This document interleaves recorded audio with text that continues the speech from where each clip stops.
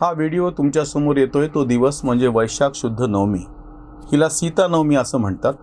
रामनवमी सगळ्याला माहिती आहे. रामनवमीचा उत्सव मोठ्या प्रमाणात साजरा होतो. यावेळेस तर शोभायात्रा जशा निघाल्या पाडव्याला, रामनवमीला आणि त्याच्यानंतर हनुमान जयंतीला आणि हनुमान चालीसा आणि हा सगळा जो वाद झाला.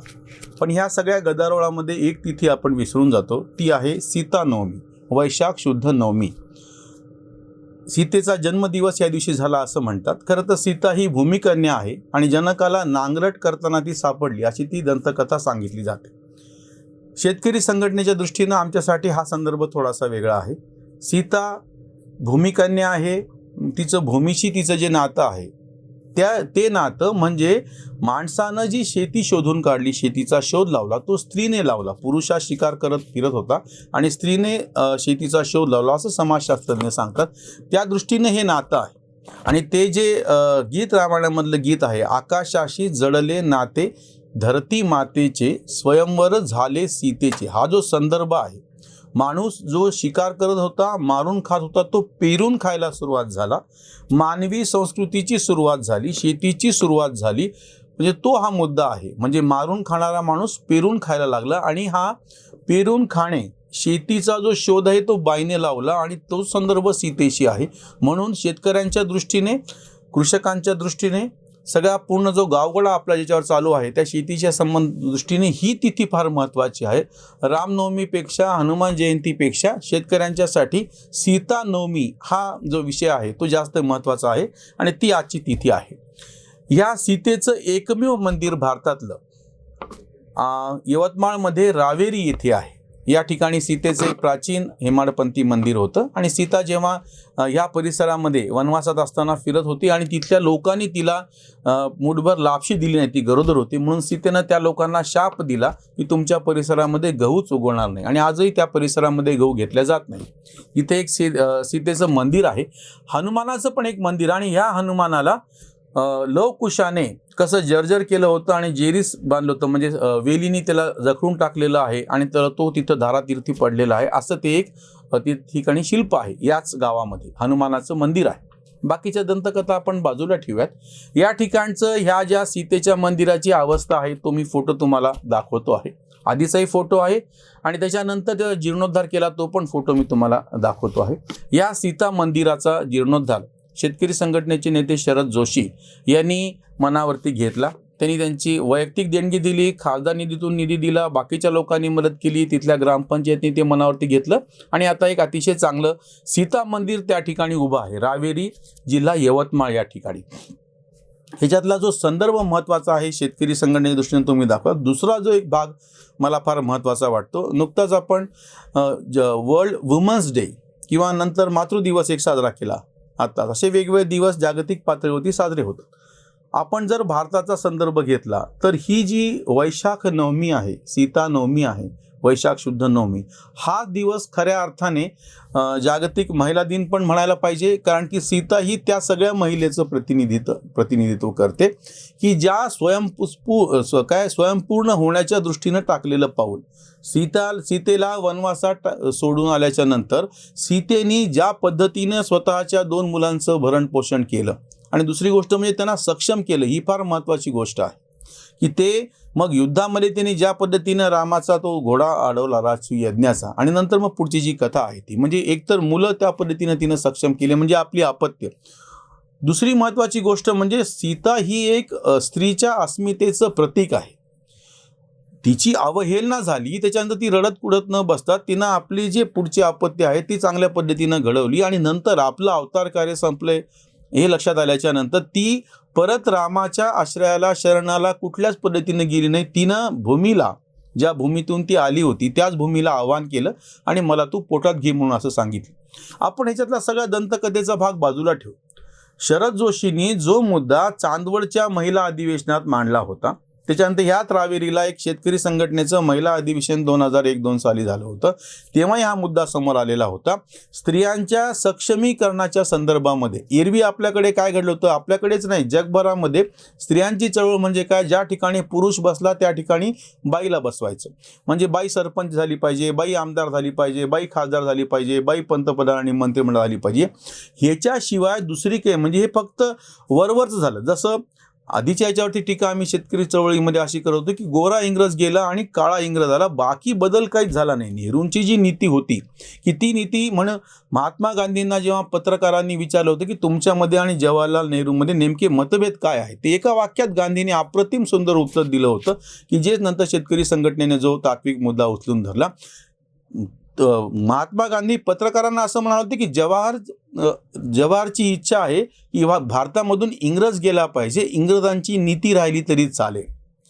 माझं मात्र उलट म्हणणं आहे, भारतातून इंग्रज जायची काही गरज नाही, पण इंग्रजांची नीती मात्र गेली पाहिजे. त्याच पद्धतीने महिला चळवळीमध्ये ह्यांना फक्त इतकंच वाटत होतं की ज्या पुरुषांच्या जागा आहेत त्या आपण घ्याव्यात, मुख्यमंत्रीपदी बाई बसली म्हणजे प्रश्न मिटला, अशी एक भाबडी समजूत या महिला चळवळींची होती. शेतकरी संघटना ह्या सीतेच्या त्याला अस्मिता मानून आणि त्या मुद्द्यावरून असं म्हणत आलेली आहे की ही व्यवस्था बदलली पाहिजे की जे निर्माण करणारा आहे, मग तो शेतकरी असो, स्त्रिया असो, शास्त्रज्ञ असो, कलावंत असो, हे सगळे जे निर्माण करणारे सृजक आहे त्यांच्या उत्साहाला छाटणी केल्या गेली, त्यांचं शोषण केलं गेलं, त्यांना बाजूला ठेवलं गेलं आणि दुय्यम लोकांना महत्त्व आलं. हे जे नेहरू नीतीचं जे परिपाक आहे किंवा जगभरामध्ये सुमार लोक किंवा ह्या सगळ्या समाजवादी व्यवस्थेनं आणलेले जे सगळे हे जे आपल्या समोरचं नॅरेटिव्ह आहे, हा जो विचार आहे तो बाजूला करायचा आणि प्रत्यक्ष जे निर्माते आहेत, जे सर्जक आहेत त्यांना महत्त्वाचं मानायचं. सीता ही भूमिकन्या म्हणल्याच्या नंतर भूमीशी निगडीत, सृजनाशी निगडीत जो कोणी आहे त्याला महत्त्व देणं हे त्याच्याशी अभिप्रेत आहे. सीता हे त्याचं प्रतीक आहे. आणि ते कशामुळे, जमीन ही एकच अशी गोष्ट आहे की ज्या ठिकाणी एका दाण्याचे 1000 दाणे होतात. संपत्तीचं निर्माण फक्त शेतीमध्ये होतं, इंडस्ट्रीमध्ये फक्त एका कच्च्या मालाचं स्वरूप फक्त बदलल्या जातं, निर्माण होत नाही. 1 किलो लोखंडाचे 10 किलो लोखंडे कुठल्याच कारखान्यामध्ये होत नाही.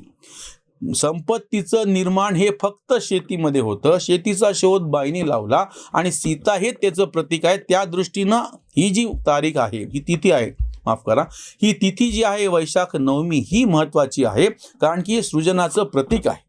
अजून एक मुद्दा नवीन आधुनिक काळामध्ये जो प्रकर्षाने पुढे येतो तो पण ह्या सीता नवमीशी आपण जोडून घेतला पाहिजे.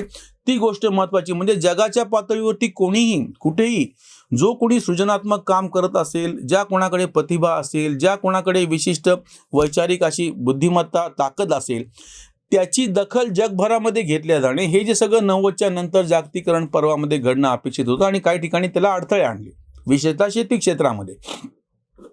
आधुनिक काळामध्ये या सगळ्या माहिती आणि सगळ्या म्हणजे ज्या मास कम्युनिकेशन फार मोठ्या प्रमाणामध्ये मधल्या सगळ्या भिंती तुटून गेल्या, मधले सगळे अडथळे दूर झाले आणि संवाद सोपा झाला. जगभरामध्ये कोणीही कुठे बसून जर काही करत असेल, त्याच्यामध्ये काही प्रतिभा असेल तर त्याची ओळख उरलेल्या जगाला होण्याची संधी आता जास्त आहे आधीच्या पेक्षा. अजून काही पूर्णपणे अडथळे दूर झालेले नाहीयेत. अशा वेळी ह्या सगळ्या ज्या मायमावल्या आहेत, ज्या शेतीमध्ये काम करतात, कष्ट करतात आणि त्या शेतीच्या कच्च्या मालाला थोडंसं स्वरूप देऊन, त्याला सीता शेती असा शब्द शरद जोशींनी वापरलेला होता, ती फार महत्त्वाची गोष्ट आहे. तुमच्याकडचे समजा जे हरभरे आहेत ते तशा स्वरूपात न आणता त्याचे फुटाणे करून तुम्ही बाजारामध्ये कसे आणता, तुमच्याकडचे जे गहू आहे त्या गव्हाचं तुम्ही ज्या शेवया केल्या त्या शेवया करून नंतर बाजारात आणल्या, तुम्ही कुरड्या पापड्या केल्या नंतर त्या बाजारात आणल्या. कच्चा शेतमाल जशाला तसा बाजारात न आणता त्याच्यावरती किमान प्रक्रिया, ही काही मी औद्योगिक स्वरूपातली मोठी प्रक्रिया म्हणत नाही, सीता शेती असा जो शब्द प्रयोग शरद जोशींनी केला होता त्याच्यामध्ये कुठलाही प्रकारचा कच्चा शेतमाल हा बाजारात आणायचा नाही, किमान त्यावर प्रक्रिया करायची, किमान तो साफसूफ करायचा, त्याच्या दर्जानुसार त्याचं पॅकिंग करणे म्हणजे वेगवेगळ्या ह्याच्यामध्ये तो पॅक करायचा, असं जे सगळं काही आहे त्याला सीता शेती असं व्यापक नाव दिलंय. आणि तेही आजच्या ह्या सीता नवमीच्या दृष्टीनं तो महत्त्वाचा मुद्दा आहे. त्यामुळे सीतेचं जे महत्त्व आहे ते असं आहे, ते एका अर्थाने धार्मिक नाही आहे, ते फक्त शेतकरी संघटनेपुरतं नाही आहे, ते फक्त शेतकरी स्त्रीपुरतं मर्यादित नाही, एकूणच सृजनाचं प्रचंड मोठं असं जगभरामधलं जे सगळं एकूण सृजनाचं काम चालतं, ज्या ज्या ठिकाणी निर्माण काहीतरी होतं त्या सगळ्याचं प्रतीक म्हणून ही सीता आहे. त्या अर्थाने हे सीतेचं महत्त्व आहे. त्यावरची ही उसंतवाणी. सीतेचा जलम आज आहे तिथी, आठवाती नीती भूमिनिष्ठ. भूमिनिष्ठ असा तो शब्द त्याला वापरलेला आहे. सीतेचा जलम विसरले जग, तिची तिला धग आयुष्यात. सीतेचा जलम वैशाख नवमी, वणवा म्हणे मी आयुष्यात. सीतेचे मंदिर रावेरी गावाला, सीतेचे मंदिर रावेरी गावाला, यवतमाळाला दूर दूर. सीता मंदिराचा होई जीर्णोद्धार, घेई पुढाकार संघटना. शरद जोशींनी देऊनिया निधी, मिटविली व्याधी मंदिराची. कांत रावेरीला मंदिर सीतेचे, स्त्रीच्या अस्मितेचे प्रतीकते, स्त्रीच्या अस्मितेचे प्रतीकते. रावेरीला जे आता सीता मंदिर उभं आहे, या सीता मंदिराला तुम्ही आवर्जून भेट द्या. तिथपर्यंत अतिशय चांगला रस्ता आहे. तिथल्या ग्रामपंचायतने आता सोय पण केलेली आहे. आणि हे प्रतीक स्त्रीच्या अस्मितेचा असा जरी आम्ही शब्दप्रयोग वापरलेला असला तरी एकूणच जे जे कोणी सृजनात्मक काम करतात त्या सगळ्यांच्या अस्मितेचं म्हणून ते प्रतीक आहे. आणि त्या दृष्टीनं ह्या सीता मंदिराची आज सीतानवमीच्या दृष्टीनं वेगळी दखल आपण घेतली पाहिजे. इथेच थांबूयात. धन्यवाद.